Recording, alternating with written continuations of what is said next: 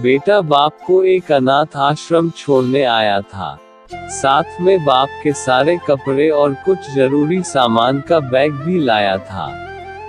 बेटे ने अनाथ आश्रम के मैनेजर से सारी जरूरी बातें कर ली और बाप को वहीं पर छोड़कर जाने लगा। बेटा अभी अनाथ आश्रम के बाहर निकला ही था कि उसका फोन बजा। फोन उसकी पत्नी का था, जो दूसरी तरफ से पति को कह रही थी, वापस आने से पहले ससुर जी से कह देना कि किसी छुट्टी या त्योहार पर हमसे मिलने नहीं आएंगे तो भी चलेगा। आप वहीं पर खुशी से रहिए और हमें भी यहाँ सुख से जीने दीजिए।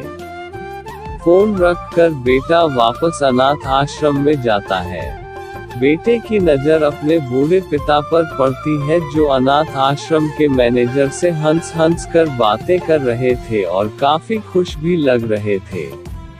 बेटा सोच में पड़ जाता है कि उसका पिता अनाथ आश्रम के मैनेजर को कैसे जानता है।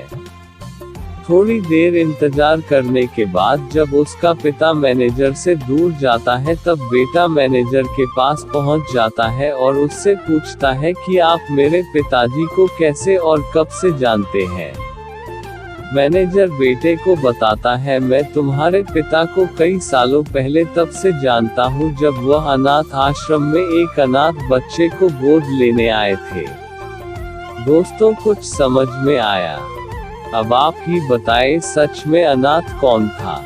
वह बेटा जो अपने बाप द्वारा बिना उसे बताए किए गए इतने बड़े उपकार के बदले उनके आखिरी समय में इस तरह ठोकर मार रहा था, या वह पिता जिसने एक अनाथ बच्चे को निस्वार्थ भाव से इतना प्यार दिया जितना खुद के बच्चे को दिया जाता है।